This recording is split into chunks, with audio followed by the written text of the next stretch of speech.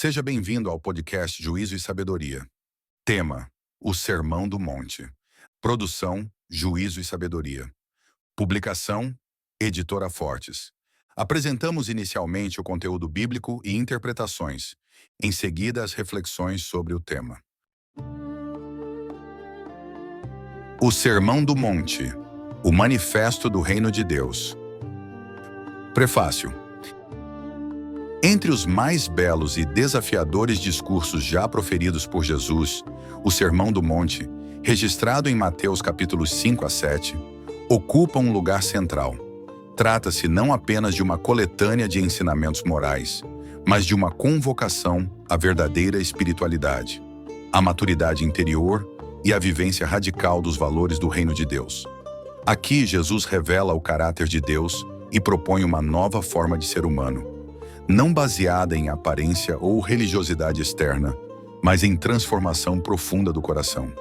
No capítulo 5, o mestre começa com as bem-aventuranças, um manifesto espiritual que inverte os valores humanos e exalta os humildes, os que choram, os misericordiosos, os pacificadores.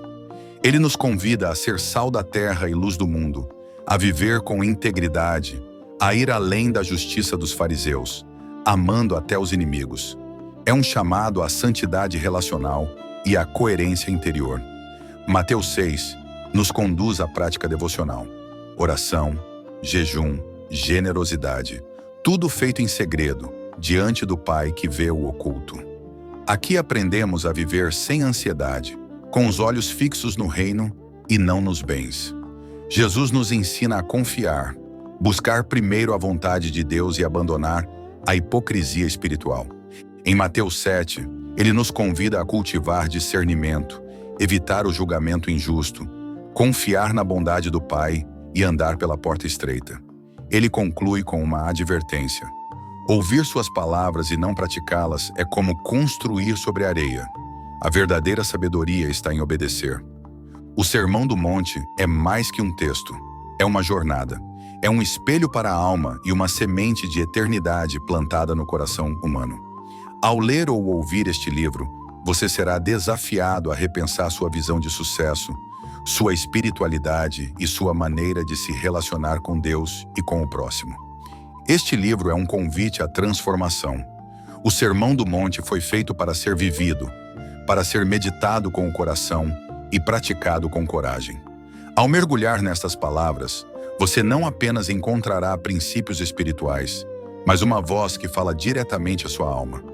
Seja lendo em silêncio ou ouvindo em oração, permita que o Espírito de Deus fale com você.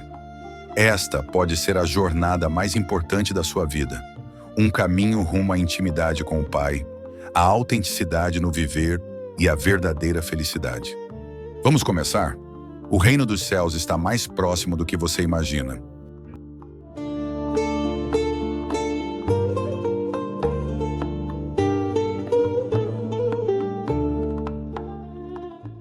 Agora vamos ouvir as reflexões sobre o conteúdo apresentado. Olá, hoje a gente vai mergulhar num texto bem específico, olha só. O prefácio de um livro sobre o Sermão do Monte. Aquele discurso famoso de Jesus em Mateus capítulos 5 a 7. Isso. A fonte diz que é um dos discursos mais centrais e desafiadores. E o nosso objetivo aqui é sacar qual é a visão desse prefácio especificamente sobre a mensagem e o significado de tudo isso. Exatamente. E olha, logo de cara essa introdução já traz uma coisa interessante. Ela propõe não ver o sermão só como, uma lista de regras morais, sabe? Como assim? Mas sim como o manifesto do reino de Deus. O prefácio argumenta que essa ideia de manifesto, ela é chave, porque diferencia a abordagem de Jesus de um simples código de conduta. Entendi. Coloque o sermão como a constituição, para um novo jeito de viver sobre a ótica de Deus. Algo que, segundo o texto, muitas vezes se perde quando a gente lê só buscando a moral da história, né? Faz sentido. O foco, então, seria numa transformação profunda, do coração mesmo. Não só na aparência, na religiosidade externa. Puxa, essa ideia de manifesto já muda bastante a perspectiva, né? Então tá. Vamos ver como o prefácio desenvolve isso. Começando lá pelo capítulo 5 de Mateus. Certo. O texto introdutório destaca as bem-aventuranças. Aquelas frases, né? Bem-aventurados os... Sim, as que viram tudo de cabeça para baixo. Exato. O prefácio ressalta isso. Elas invertem os valores que o mundo geralmente valoriza. Dão valor aos humildes, aos que choram, aos misericordiosos. E o prefácio conecta essa inversão direto com a tese principal, a importância da transformação interior. Não é só sobre fazer a coisa certa, entende? É sobre ser alguém cujo caráter reflete esses valores do reino. O prefácio também puxa aquele chamado para ser sal da terra e luz do mundo, né? Sim, menciona isso. E fala da necessidade de uma integridade que vá além daquela justiça superficial dos fariseus que Jesus criticava tanto, e chega no ponto radical de amar os inimigos. Nossa. Tudo isso, na visão que o prefácio apresenta, reforça essa ideia de uma santidade que se mostra nos relacionamentos, sabe? Que nasce de uma coerência interna. Tá, mas essa coerência interna, especialmente a parte de amar inimigos, parece um desafio gigantesco. O prefácio dá alguma pista de como isso se encaixa na vida prática dentro dessa visão de manifesto?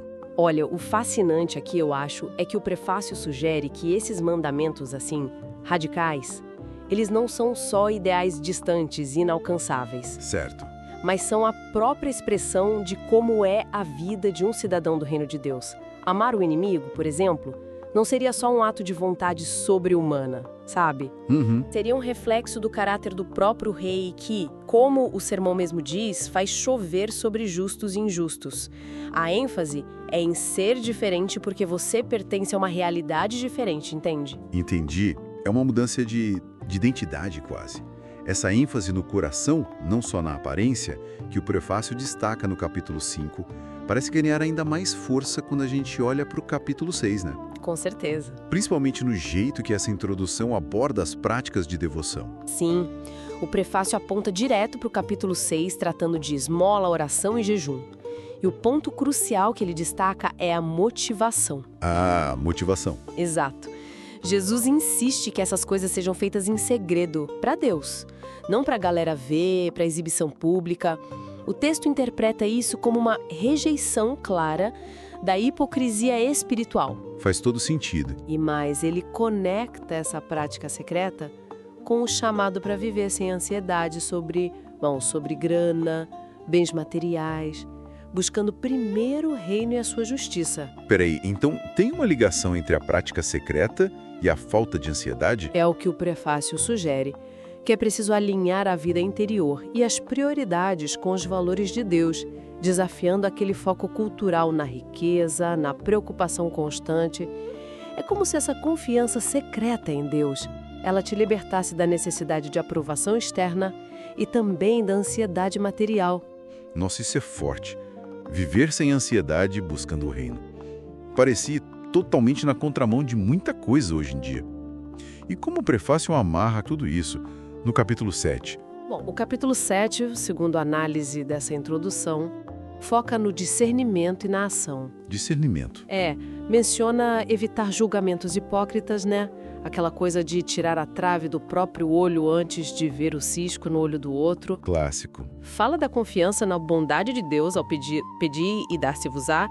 E tem a famosa imagem da porta estreita. Ah, sim. A porta estreita. E o prefácio interpreta essa porta não como algo, elitista, sabe? Mas como o caminho que exige esforço, sim, mas que recompensa, o caminho da obediência genuína aos ensinos de Jesus. E tem aquela imagem final que é bem impactante, que o prefácio ressalta da casa na rocha versus a casa na areia, né? Exatamente. Quase um alerta para quem só ouve e não faz nada. Exato. E o prefácio, bate muito nessa tecla. A verdadeira sabedoria, na perspectiva do sermão, não está em conhecer as palavras, mas em praticá-las. Construir sobre a rocha é ouvir e fazer. A obediência ativa, colocar em prática, é o que diferencia, segundo essa leitura, um alicerce sólido de um que, desmorona na primeira dificuldade. O conhecimento sem a prática seria construir na areia. Entendi. Então, qual é a grande mensagem que este prefácio quer deixar sobre o Sermão do Monte como um todo? Qual é a síntese? Olha, pela forma como a introdução fecha o raciocínio, o sermão é apresentado como mais que um discurso. É um convite a uma jornada, sabe? Um espelho para a alma. Uma jornada? É, algo feito para ser vivido, dia após dia. E isso desafia radicalmente as nossas noções comuns de sucesso, de felicidade e até de espiritualidade superficial. O convite que o prefácio delineia é para uma transformação pessoal profunda, para buscar uma intimidade real com Deus, autenticidade e o que o texto chama de verdadeira felicidade. É algo bem pessoal e com um potencial de mudança real. Resumindo, então, para ficar claro, o prefácio que a gente analisou hoje vê o Sermão do Monte como um chamado, vibrante, forte, para uma transformação interior e para viver os valores do reino de Deus de forma autêntica e prática no dia a dia. Não é só sobre saber, é sobre ser e fazer. Perfeito, é isso. E sabe, isso levanta uma questão importante, né? Talvez inspirada pela própria natureza prática que o prefácio atribui ao sermão. Considerando que esses ensinamentos são apresentados como um caminho para a autenticidade, para a felicidade genuína, como seria na nossa vida corrida de hoje escolher só um desses princípios que o prefácio destaca? Sei lá, talvez priorizar a intenção do coração em vez da imagem externa, ou buscar ativamente a paz num relacionamento complicado, e tentar integrar isso de forma consistente. Fica aí a reflexão.